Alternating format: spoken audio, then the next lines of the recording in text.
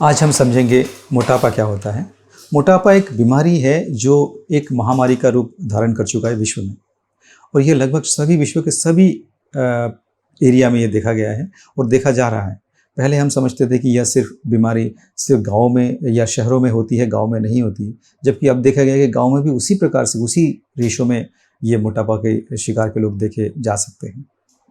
मोटापा को समझने के लिए सबसे पहले हमें प्रकृति को समझना पड़ेगा कि प्रकृति हमें किस प्रकार से डिज़ाइन किया है। तो 2-3 हज़ार साल पहले जब हम लोग जंगलों में ज़्यादातर निवास करते थे, उस समय पे हमें खाने की बहुत स्कार्सिटी होती थी या कमी होती थी। तो जब प्रकृति ने देखा कि जब खाने की कमी होती है तो जब हमें एक्स्ट्रा मिलता है तो हम उसको खा लेते हैं। खाने के बाद में स्टोर करने के लिए हमारे शरीर में ये कुछ जगह, जैसे पेट के चारों ओर कुछ जगह है, कुछ पीछे, कुछ एरिया में, ऐसी जगह पे जहाँ पर एक्स्ट्रा फैट, एक्स्ट्रा खाना जो हम खाएं उसे फैट में परिवर्तित कर कर उसे रखा जाता है। ये सभी के लिए होता है, चाहे वो कोई जानवर हो या इंसान हो, जो भी एनिमल्स का कोई गाय भैंस होते हैं, अगर वो ज़्यादा खाते हैं तो वो कहीं पेट फैट के रूप में इकट्ठा हो जाता है। फैट के लिए फैट खाना जरूरी नहीं है। आप जो भी खाना खाते हैं जो एक्स्ट्रा अमाउंट में होती है उसे फैट के रूप में परिवर्तित करता है हमारे शरीर, और उसे अपने शरीर में किसी न किसी जगह पे इकट्ठा करता है फैट के रूप में या चर्बी के रूप में। इसे समझने के एक और एग्जाम्पल समझेंगे कि आपने मगरमच्छ देखी होगी और आपने सुना होगा कि मगरमच्छ एक बार लगभग खाना तो खाता है, साथ में लगभग 3 से 4 महीने तक बिना कुछ खाए पिए वो जिंदा रह सकता है। वो किस प्रकार से होता है? ठीक उसी प्रकार से होता है जैसे कि उसके शरीर में बहुत सारी उसकी जो पूँछ होती है, उस पूँछ में पूरी पूरी चर्बियाँ होती है। वो चर्बी जो होते हैं, वो चर्बी उस भूखे के समय पे वो वापस ग्लूकोज में पैदा करता है और शरीर को जिंदा रखता है।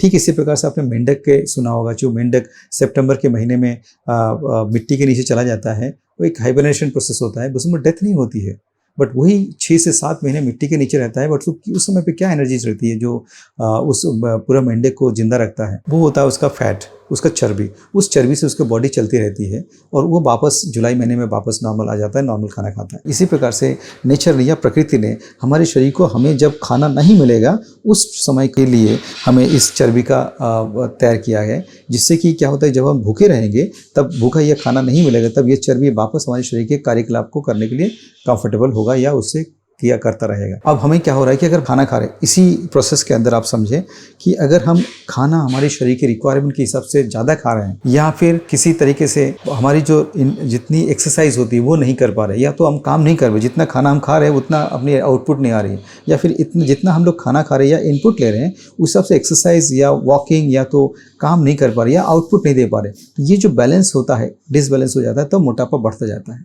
मोटापा का मतलब होता है मसल्स का बढ़ा नहीं होता है, ये सिर्फ आपके शरीर में चर्बी को इकट्ठा करते रहते हैं। जो आपके प्रोटेक्शन के लिए बनाया गया वही आपको नुकसान करता है। तो हमारे शरीर में जो मोटापा का सबसे बड़ा कारण होता है कि आपकी जो इनपुट्स होती है या जो खाने की जो अमाउंट होता है वो शरीर के रिक्वायरमेंट से बहुत ज़्यादा आपने ले लिया है, तो जो फैट के रूप में इकट्ठा होता जा रहा है। तो फैट मतलब चर्बी, चर्बी का मतलब होता है कि तेल की चीज़ें बढ़ता है तब है। ये जरूरी नहीं कि आप तेल की चीज़ ही खाएं, आप नॉर्मल कार्बोहाइड्रेट लेंगे तो ही आपको शरीर में तेल परिवर्तन होकर तेल के रूप में या चर्बी के रूप में इकट्ठा हो जाएगा। तो मोटापा से बढ़ने के लिए सबसे इंपॉर्टेंट है कि आप एक्सरसाइज करें, रेगुलर वॉकिंग करें, या आपके जो नॉर्मल जो काम होते हैं उसमें रेगुलर ध्यान दें, उसी हिसाब से अपने डाइट को तय करें और किसी डाइटिशियन मिले। कुछ कारण और भी होते हैं, जैसे कभी किसी मरीज को थायराइड की प्रॉब्लम है तो जो हाइपोथायराइड की जो बीमारी होती है उसमें भी मोटापा की बढ़ने की संभावना होती है। बाकी बीमारी के लिए आपको डॉक्टर के पास जाना जरूरी होता है।